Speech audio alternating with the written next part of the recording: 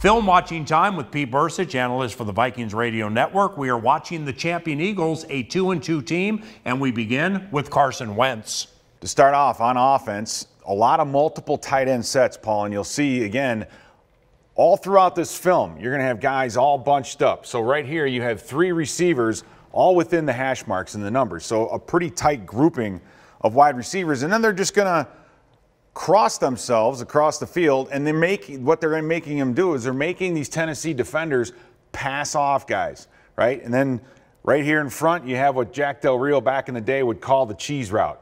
He's like, don't bite the cheese. Yep. Don't jump something shallow, something coming behind you deep. And with an inexperienced backfield, they're able to open up these holes. And Carson Wentz is still very, very good at getting these passes downfield and between the hash marks. Back to that one for a second. The Eagles' offensive line has been having problems of late, reportedly. Not here, though. Good protection. Yeah, they've had the bits and pieces that we have here. The protection's been pretty solid. Yeah. But this is another way that they can, run the play action, run the ball out of bunches, all these routes. When you reduce the field, we saw this a lot last week against the Rams.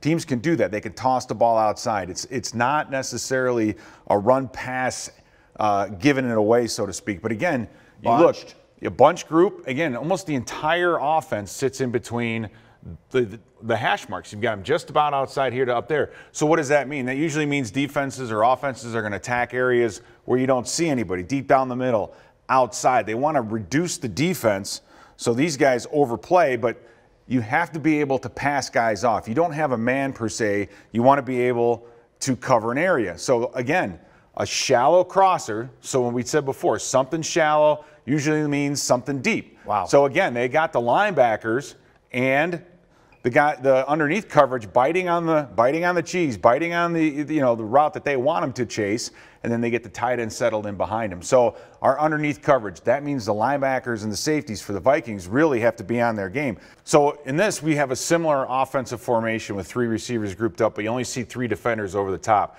So this is going to be more difficult. I know when Wentz sees this, he's thinking blitz. He's thinking man underneath something because you have a single deep safety. Yeah. So he's not, the number count is there for the Eagles, is what I'm trying to say. Alshon Jeffrey's first game of the year. Alshon Jeffrey on the outside, the little play fake underneath, the running back comes underneath, it pulls both the linebackers, and then you're seeing Wentz saw that. He saw that one-on-one matchup, so we have a hat for a hat. We want to get our best athlete one-on-one in space. He's able to cut inside, some good blocking up front, and they're able to move the chains. Yeah. Can you figure out who even kind of bit? The reason I bring it up, play action has been a big problem for the Vikings defense. You want to look at the underneath coverage because right here, if this ball's thrown, that linebacker is key because this linebacker right here is the inside-out pursuit that would be able to take care of the screen if the screen is caught and comes underneath. Got it. So when you watch that linebacker, he's all the way up top. Remember we talked about the blitz?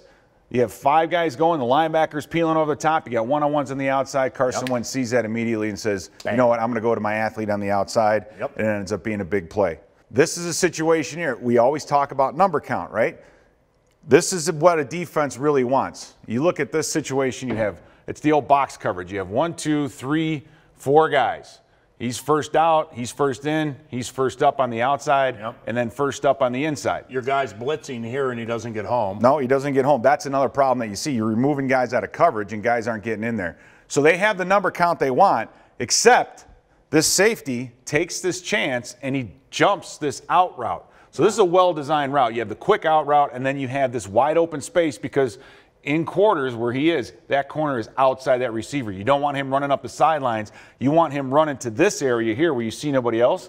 How about this? And 2 in routes, pulls this safety in, keeps him out of this area too. So this is a well-designed, well-executed route, and that's exactly what happens. You get the big pass over the middle. Now it looks like Jordan Matthews gone. Exactly. It looks like you had a guy uncovered, from the fan perspective, but it's a well-designed, well-executed play. They got the coverage they wanted when they got it.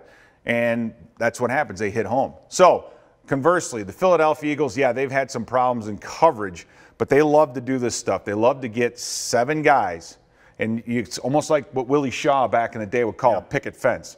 You've got guys at almost every level, at every spot in the field, so there's no glaring or open areas for the quarterback to really throw through, so he's going to have to find somebody down low or find something, but it does make the quarterback Mariota pull the ball down. Yep. He gets some scramble. They get some pressure on him. So he pulls the ball down, scrambles, gets outside, and there he is. Clank. If that was a spear, he'd be dead, Paul. You got to catch the ball with your hands. Philly still have a lot of talent up front. Defensively, they're very, very quick. This is how aggressive, though, that Philadelphia can get. They zero blitz, and they zero blitz a lot more than most teams. What's a zero blitz? Zero blitz means there is nobody back here, deep middle of the field. They're going to send more guys up front than you can block. So here you have 6 guys in here. They have 1, 2, 3, 4, 5, 6. Yeah. And don't forget number 7 way out here. Brandon Graham. Exactly. So they're saying, you know what? Someone's got to get free. Someone's got to get free, and they eventually do. When they're blitzing, they're not looking to run stunts and really mess up the protection. They're just trying to roll somebody over. They're trying to ensure they get one-on-ones across the board and have their big guys just collapse the pocket and get the quarterback to do just that, pull that thing down, and then and get the sack. So you got the bunch receivers up here. But notice this backside receiver is set real wide. He's way out. Got the angel. Exactly. He's way outside the numbers. So what he's going to want to do is do this and open up this part of the field. Yeah. If they put him in short, then a lot of times they'll run him across the field and get the get an extra guy in there in the mix. They're just not passing the 3 receivers off properly, and that allows the tight end. I mean, he catches this thing with no one within 10 yards of him, and the go route does exactly what you want it to do. Corner, he's able to curl up and get a little block and then give the guy an extra yard or 2. Game-winning play from Nashville right here. Paul, this is essential to understanding what a defense is all about and the mentality of a defense. Game-winning play, the game's on the line. What does Philadelphia do? They all out blitz. Wow. They've got 1, 2, 3, 4, 5, 6 guys rushing. Holy cow. And then you have a guy here for the tight end and another guy here for the running back. You got your guy right here, too. Exactly right. They have more guys than Tennessee can block, either in coverage or blitzing. Yeah. But that leaves this entire part of the field wide open. So if you can protect the quarterback and keep him upright, you've got a receiver. And he slipped. Just a nice, but there's nothing magical about this move. He's just running the daylight in the corner of the end zone. Yep.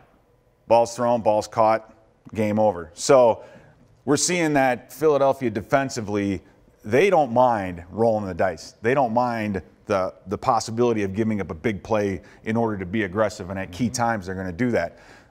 Up front, their 4 pass rushers, pretty solid. So our offensive line is going to have their work done. Defensively, you've heard about simplification. But our DBs need to know where they fit and where they can pass these receivers off. And if we can do all that, then, I mean, it's going to be not a lot of run in this game, I don't think. It's going to be a lot through the air, a lot of short passes, a lot of controlled passing game, and whoever gets more explosive wins.